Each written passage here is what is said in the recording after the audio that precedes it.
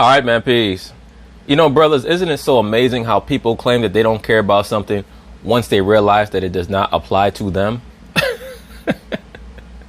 Kobe Bean Bryant, basketball legend, former superstar shooting guard of the LA Lakers, has recently proclaimed yet again that he does not care about the quote-unquote GOAT debate.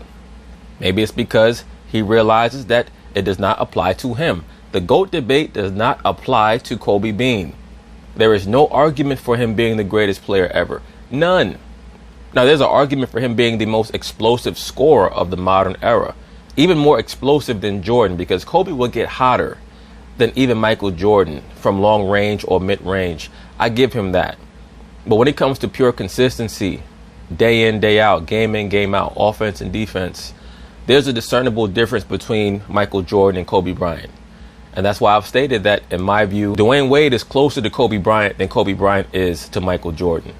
When I watch D-Wade play, even right now, this year, he could play another 3 or 4 years and be a very impactful bench player. And if and when the Miami Heat make the playoffs, there's going to be one game in that series between Miami and whoever they play that D-Wade is going to win by himself. He's always been phenomenally impactful, and his game has aged better than Kobe Bryant's game aged. But let's get back to the point. Kobe understands that the GOAT debate does not apply to him, so all of a sudden, quote unquote, he doesn't care. So they're going to talk about it. I'm going to chime in.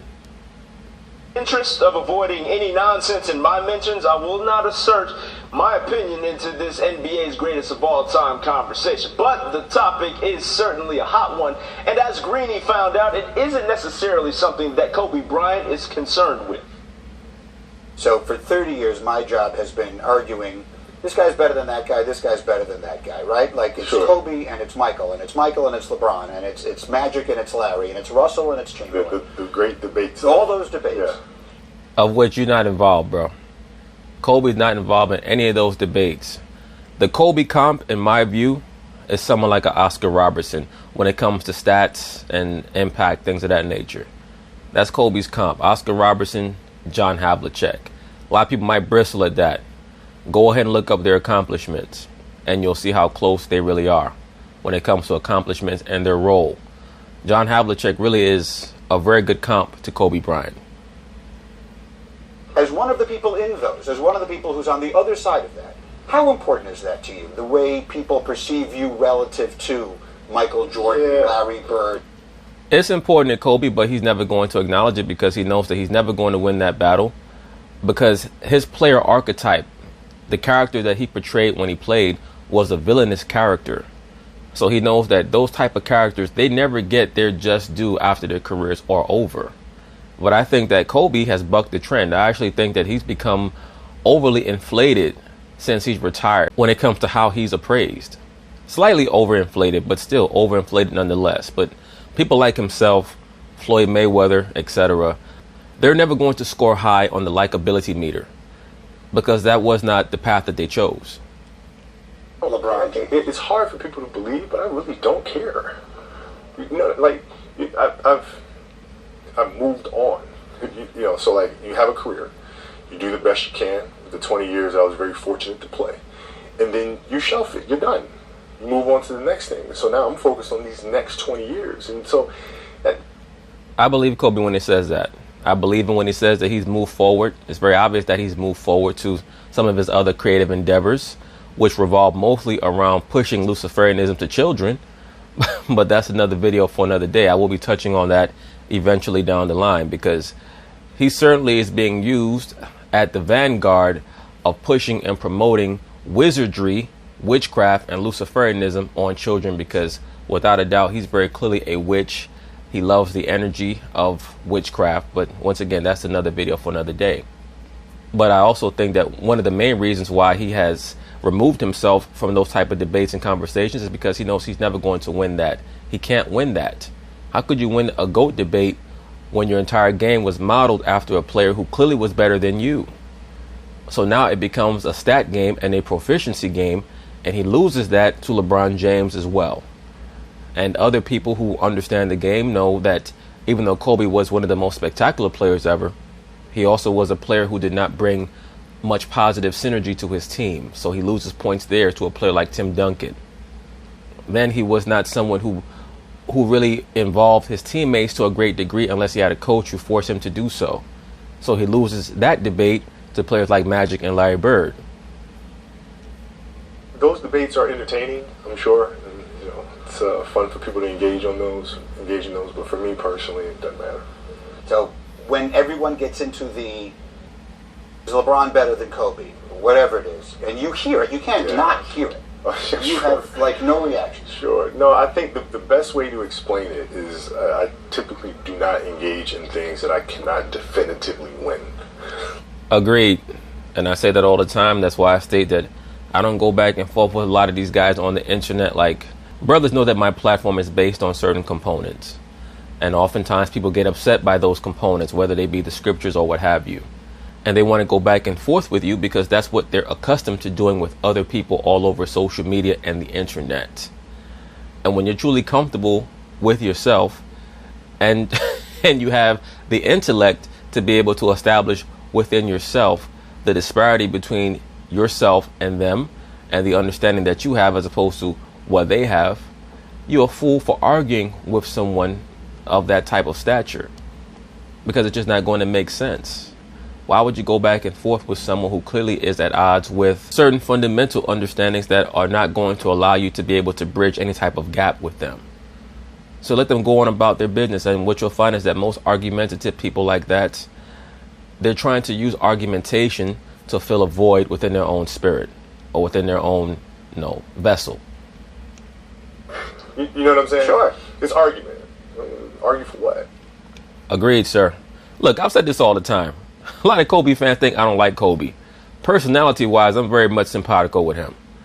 I just don't like that he tends to be a pathological liar when it comes to basic things that are very obvious to everyone. But I understand why he even does that sometimes.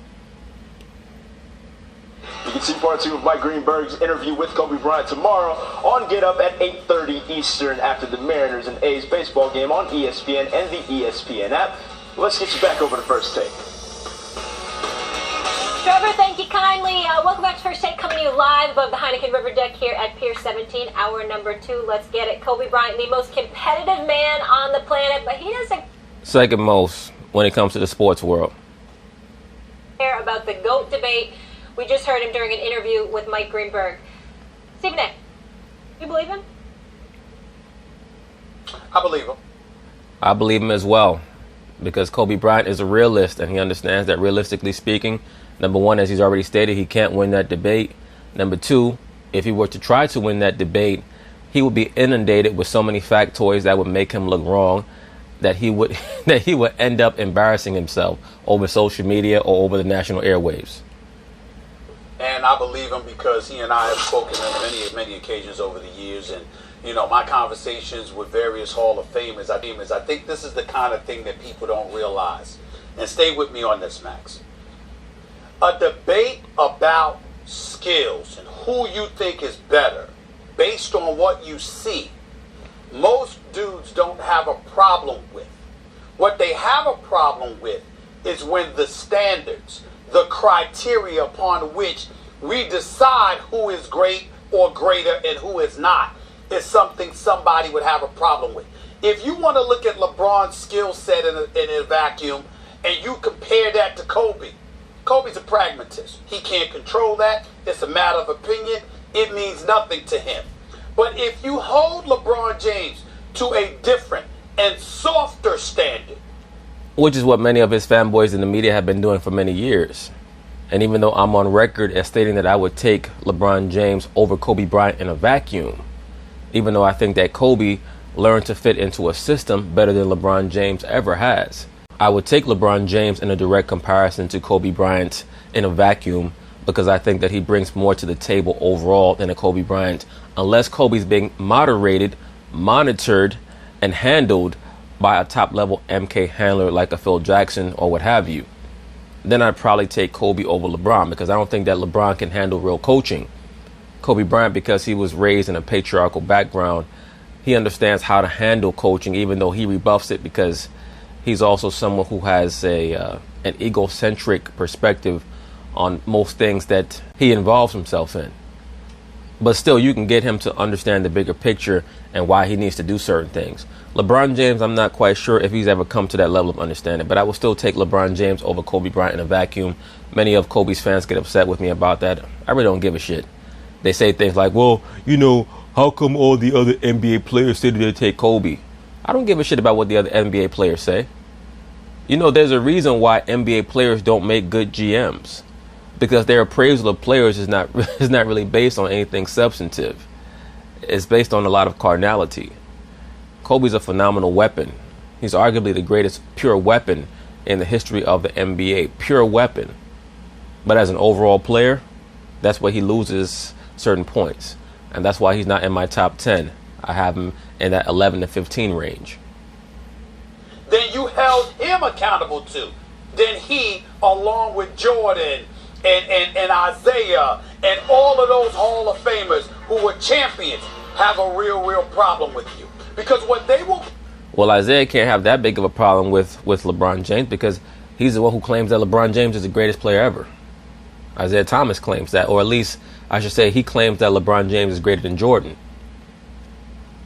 Up to you is what they had to endure towards the road to prosperity. They will bring up the pitfalls, the minefields, the trials and tribulations that they were forced to endure and had to overcome in order to be... Well, we know that LeBron James was also forced to endure certain pitfalls as well. The real issue that Kobe Bryant has is he does not believe that LeBron James can be considered a better player than him unless he has 5 or more championships. That's what it boils down to. Validated as champions. And so if somebody comes along and then all of a sudden gets soft or glad hands or soft pedals another superstar on the come up in a later generation, and then you want to say that that person is better than them without putting them through that fire that you put their predecessors through, then they get offended because you're changing the standard. And that is what Hall of Famers have a problem with. So if you Kobe and you looking at LeBron and you just saying this 6'9", 260, muscle bound, could play 4 different positions, 5 different positions, does X, Y, and Z. Oh, people keep talking this nonsense about LeBron James being able to play 4 or 5 different positions. Defensively, he can't even play one position. LeBron can't guard one position on defense. And offensively, no, he cannot play 5 different positions. the course of 82 games, that's cool. But if you want to sit up there and say, well, you know what? LeBron had to go through as much as Kobe had to go through in order to get to the point that he got to. Now Kobe's dismissing you. You don't know what the hell you're talking about. You don't need to be talking about basketball. Well, that sounds like an emotional argument. If that's truly how Kobe feels and that's his platform or that's the foundation of many of his protests against LeBron James, I definitely would defy his attempt at that level of argument. That he had to go through more than LeBron James? No. No. Now you could say, well, LeBron left Cleveland and went to team up with Dwayne Wade, and in that way he took the easy way out. But let's be for real. The Lakers were able to pull off one of the great trades in the modern history of the NBA when they acquired Pau Gasol. And that's the only reason why Kobe Bryant himself did not bolt. And he's not alone, because most of those elite Hall of Famers think exactly like that. You and I just see this differently. I say this. I appreciate what Kobe said.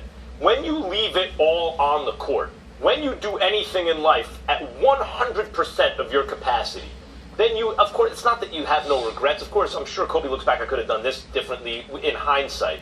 But he gave a maximum effort at all times. Agreed. And that's why he's so comfortable with his transition to his next career. There's no doubt about that. Kobe gave everything that he had. The way Westbrook does now, right? He did his best, and he's saying, I'll let the chips fall, and I can't argue my side. That argument will go on forever. He doesn't want to engage in an argument without definitive criteria like this. That was the first time that Dwight Howard had a pair of balls in his face.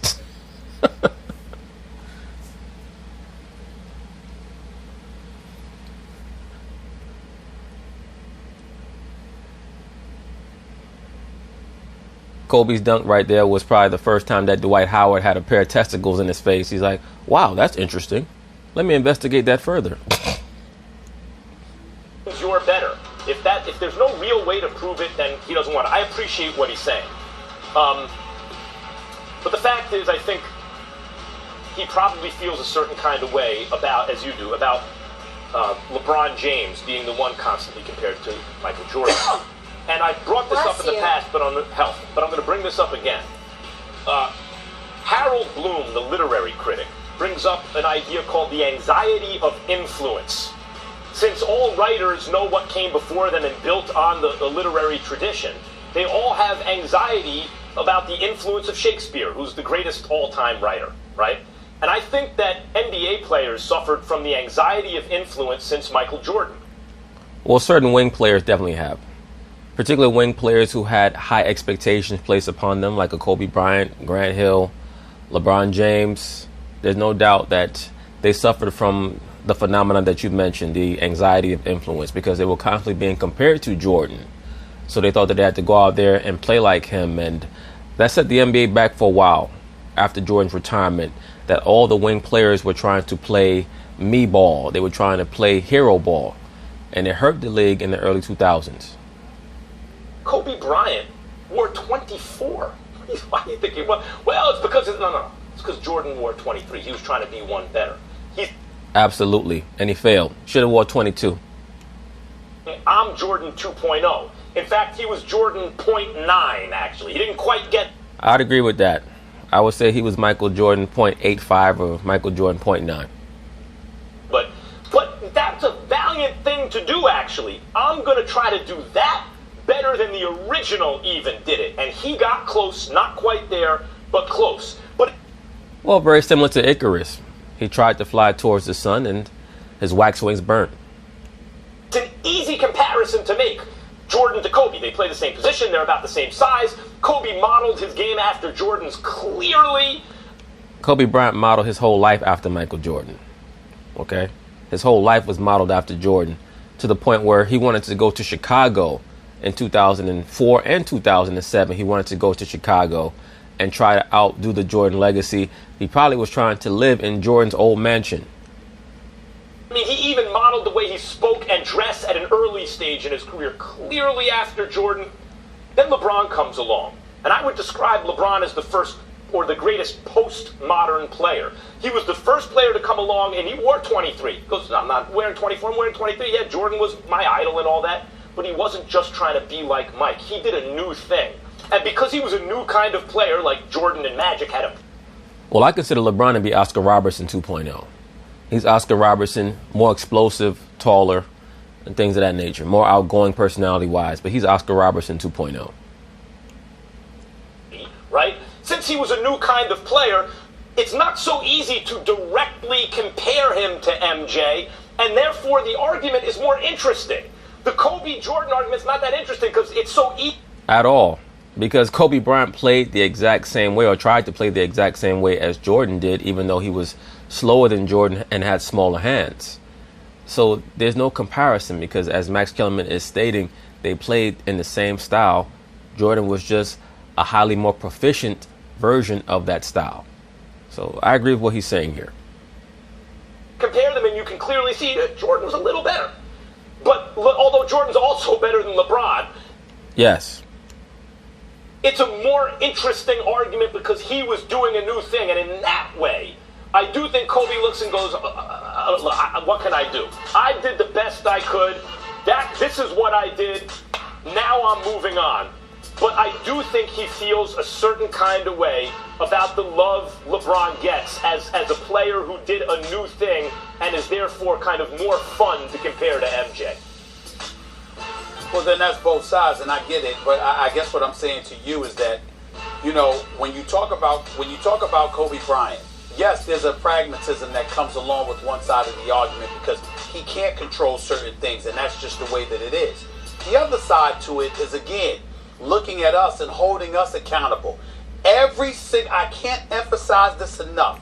Every single star that I have ever spoken to that has played in any sport, they are dogged about making sure that the standard under which they were held accountable for is applicable to their successors, those who follow.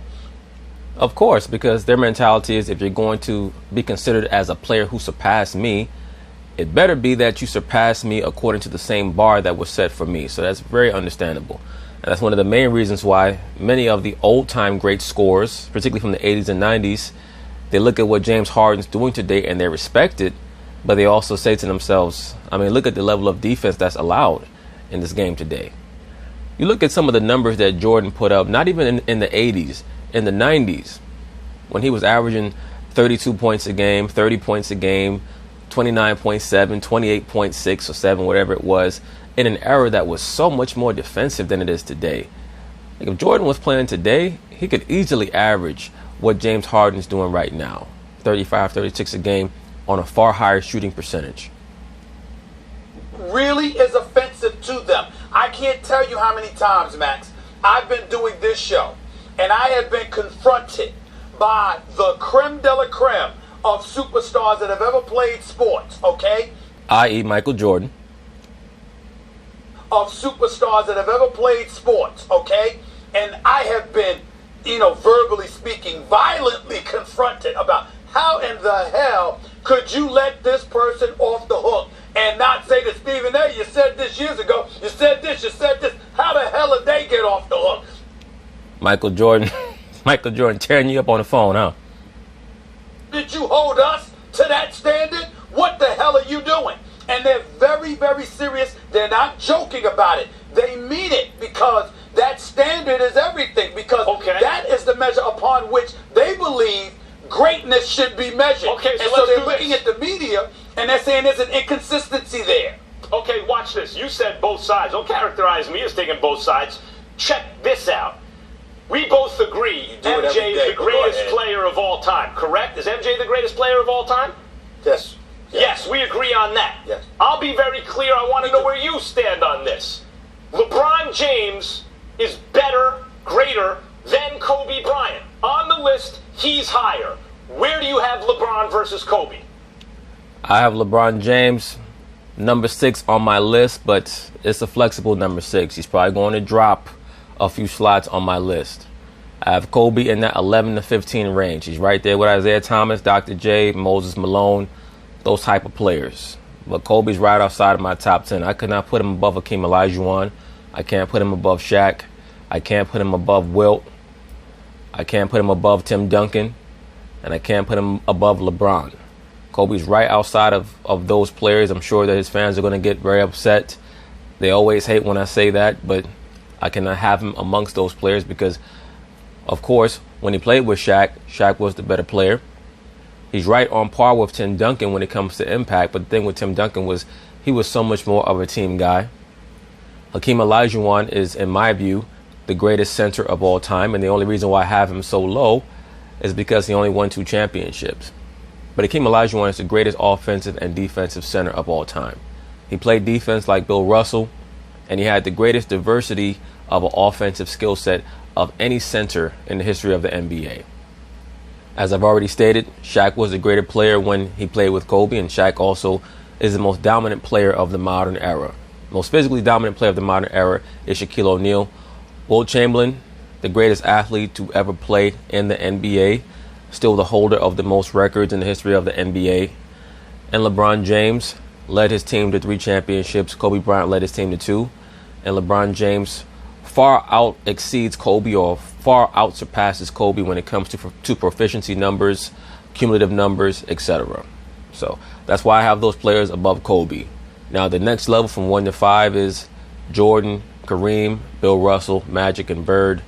To me, those players, they're on a whole different floor from Kobe Bryant. Larry Bird, in my view, the greatest small forward of all time. Magic Johnson, the greatest point guard of all time. Bill Russell, pretty sizably the greatest defensive player in the history of the NBA. Hakeem Olajuwon is in the room with him, but the defensive metrics that Bill Russell was able to put up, I mean, when you get the chance, go check the defensive win shares that Bill Russell was able to compile with the Celtics.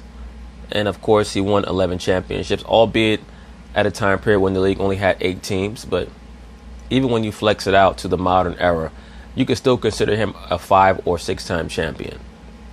Kareem Abdul-Jabbar, arguably had the greatest career of any basketball player ever when you consider high school, college, and the professionals. And then Michael Jordan, the most transformative player in the history of the NBA. I have LeBron above Kobe.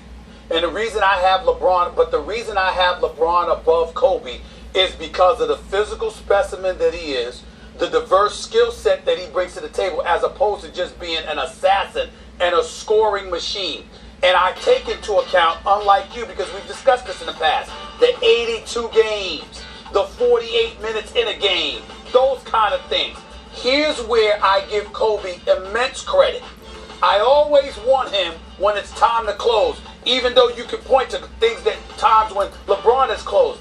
I always want that, and I always give Kobe and MJ credit over LeBron James in this regard. Where LeBron James is, I hold against him only in comparison to them. I hold against him the fact that he had to mature to a point where he was coaxed into becoming what we see today, whereas MJ and Kobe came into the league as killers, striving to kill you. LeBron was soft. Let's call it what it is. LeBron... That's a bit much. LeBron was soft, Stephen A. Smith. I would say that he went through a series of mental issues in the late 2000s that compromised him. I think that he started to listen to some of his critics. And to be quite frank with you, I thought that he was a little bit too good for his own good early on in his career. They made the finals in 2007, which is probably the worst thing to happen for LeBron James, because it convinced the Cleveland front office that all they needed was to have LeBron and a few players who would just play their role and they could challenge for a world championship. And I think that hurt LeBron down the stretch of his first tenure with the Cleveland Cavaliers, because it got him so frustrated that it necessitated that he leave Cleveland for Miami. But to call him soft, no, that's a bit much. Was soft at the beginning of his career. Yeah. And I think that has to count for something when you're looking at a total career. That's right, but I asked you the question and you answered LeBron. So when you go into your reasoning, the basket is up in the air. So size helps you in the NBA. It makes you better. If you're bigger, you can be better. Well, as long as your skills match up with your size. When you say, well, I'm only saying LeBron's better because he's bigger, well, he gets credit for that. When you say, well, Kobe, I'd rather have him at the end of the game, but you factored that into your analysis, and all things considered, you have LeBron over Kobe, as I do. We're out of time, fellas. Kobe's just smart enough to let other people debate for him. You can see the full interview with Agreed. Brini and Kobe tomorrow morning on Get. Especially when he knows that he has all those Kobe stands sitting in their bedroom with just their Kobe jersey on with a lollipop or ice cream cone in their hand, watching his highlights from 15 years ago. When we come back, 2 pieces of steel. But anyway, that's basically it on that. Do I believe that Kobe Bryant thinks that he's the greatest player ever? Of course I do, as he should. Whenever you're a player who was as impactful as he was, anywhere in the top 10 to top 15 players, you have an outside argument for being considered the greatest player of all time. It's not realistic, and I think that he knows that there are too many demerits on his record to really make a compelling argument that he was the greatest player ever. I'm sure that in a comparison between himself and Michael Jordan, he'd tell Michael, well, if I played in your era with those players who were not as athletic, quote unquote, allegedly, I would have done what you did. Also, you were not forced to come onto a team that already had a Shaquille O'Neal.